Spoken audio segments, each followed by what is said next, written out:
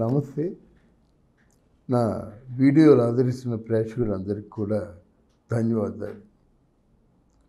రాజకీయం రసకందాయంలో పడింది. ఎలా వీళ్ళ తాలూకు పైత్యాలు ముదిరిపోతున్నాయంటే, జనసేన తెలుగుదేశం పార్టీ పొత్తులు పెట్టుకుంటే జనసేన వాళ్ళు తెలుగుదేశాన్ని తిట్టినట్టు, తెలుగుదేశం జనసేనని తిట్టినట్టు, వీళ్ళు ఒకరినొకరు కొట్టుకుంటున్నట్టు, ఏదో గలాభా జరుగుతున్నట్లుగా ఆ పేటీఎం బ్యాచ్లు వీడియోలు అందిస్తున్నాయి. కానీ వీటన్నిటి వెనక వైఎస్ఆర్సీపీ ఉందని రూఢిగా తెలిసిందన్నమాట.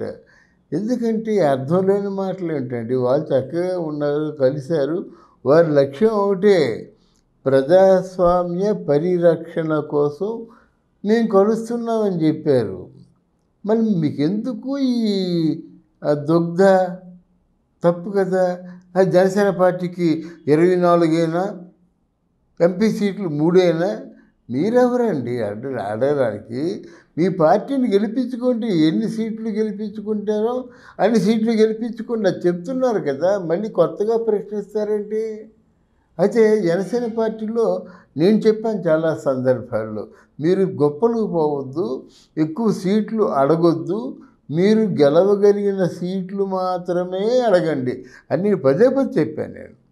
ఎందుకంటే జనసేన పవన్ కళ్యాణ్ లాంటి నాయకుడు కావాలి ఈరోజు మన దేశంలో.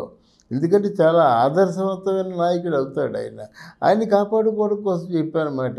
వద్దు బాబు, 40 సీట్లు వద్దు, చాలా మనకి 24 సీట్లలో 20 సీట్లు గెలిచినట్టయితే 80-90% మీరు గెలవగలిగినట్టయితే అప్పుడు మీకుండే కెపాసిటీ వేరు దేశవ్యాప్తంగా. అసలు మీరు అసెంబ్లీలో ప్రశ్నించే వాళ్ళు మీరు ఒక్కరే మిగులుతారు. వైఎస్ఆర్ కాంగ్రెస్ పార్టీకి అంత సీన్ లేదు. వాళ్ళ డిపాజిట్లు కూడా గల్లంతైపోయే ప్రమాదం ఉంది.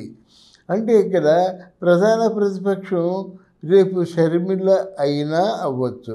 కానీ ఇక్కడ షర్మిల అతి మంచితనం ఏమిటంటే, చంద్రబాబు పరిపాలనే బాగుంది, కళ్యాణ్ బాబే జగన్ కంటే బెటరు, ఇట్లాంటి మాటలు అది కేవలం ఎవరినో సంతృప్తిపరచడం కోసం, లేకపోతే ఎవరినో కాకపడడం కోసం మాత్రమే కాదు, ఆవిడ గుండెల్లోంచి వచ్చాయి, మాట్లాడింది.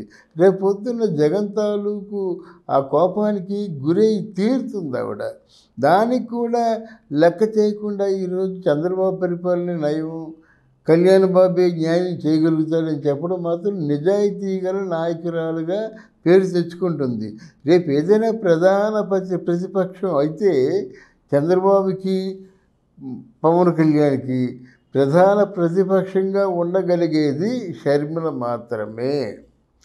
షర్మిల చాప కింద నీరులాగుంది. షర్మిల మాట్లాడుతున్న మాటలన్నీ తోటాల్లో పేలుతున్నాయి. తర్వాత మరి ఆయనకి అనాలోచితంగా చేసిన ప్రక్రియ లేకపోతే ఏమిటో కానీ షర్మిలని అరెస్ట్ చేయడం, లాక్కు రావడం మాత్రం జనంలో చాలా సింపతి గెయిన్ చేసింది.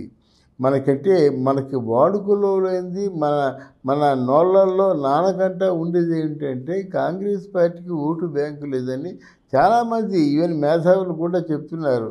ఈరోజు నేను చెప్తున్నాను, కాంగ్రెస్లో వైఎస్ఆర్ తాలూకు అభిమానులందరూ కూడా షర్మిల వెంట నడుస్తారు. కేవీపీ రామచంద్రరావు, రఘువీరారెడ్డి, ఎవరు శీలం, తర్వాత ఏమో మన ఎవరు పల్లవ రాజు గారు, పెద్ద నాయకులు కాంగ్రెస్ పార్టీలో, ఘన పార్టీలు అనదగ్గ నాయకులు అందరూ కూడా షర్మిల వెంటే ఉన్నారు. ఆవిడ కూడా అంటే నిలబెట్టేది ఎంతమంది అయినా సరే, గెలిచేది మాత్రం ఊహించని సంఖ్యలో ఉంటుంది. మనం ఊహించలేము. మనం ఏమనుకుంటాం, ఆవిడ డిపాజిట్లు రావు, షర్మిల గెలవలేదు అంటున్నాం, కానీ ఆవిడ చాప కింద నీరులాగా పబ్లిసిటీ అవుతుంది. తర్వాత ఒక మొత్తం బెల్ట్ మాత్రం మీరు మర్చిపోవాల్సిందే. ఓట్లలో క్రిస్టియన్ బెల్ట్ అంతా కూడా మీరు మర్చిపోవాల్సింది. అది తెలుగుదేశం కావచ్చు, మా జనసేన కావచ్చు, లేకపోతే వైఎస్ఆర్సీపీ కావచ్చు, టోటల్ ఆ క్రిస్టియానిటీ బెల్ట్ అంతా అంటే ఆవిడ భర్త అనిల్ కుమార్ వల్ల మీకు అంటే మన షర్మిల గారికి వస్తుంది. ఇక్కడ మరో రాజకీయం ఏమిటి, ఎప్పుడో పెళ్ళయి విడాకులైపోయినటువంటి అనిల్ కుమార్ తాలూకు మొదటి భార్యని రంగంలోకి దింపారు. ఇదంతా నీచమైన రాజకీయం అండి. ఎప్పుడో పెళ్ళైపోయింది, మర్చిపోయారు. ఆవిడేదో తన కాపురం తను చేసుకుంటుంది, తన జీవితం తను గడుపుకుంటుంది. ఇది నీచ రాజకీయం కాదా, దిగజారుడు రాజకీయం కాదా? తీరా చెల్లి మీద పంతంగా ఆవిడని నిలబెడతారా? ఏమిటంటే ఇది, ఎవరు హర్షిస్తారండి? సభ్య సమాజం తిట్టుకోవద్దు. ఒక ఆడ మహిళ అంటే తోడబుట్టిన చెల్లెలై ఉండి కూడా ఆవిడ్ని మానసికంగా భౌతికంగా కూడా హింసించడం, ఇది ఎవరు చరిత్ర క్షమించదు. డెఫినెట్గా చెప్తున్నాను నేను, జగన్మోహన్ రెడ్డి కంటే షర్మిల మంచి నాయకురాలు అవుతుంది. తర్వాత ఎలాంటి దిగజారుడు రాజకీయాలు జగన్ మానుకోవాలి.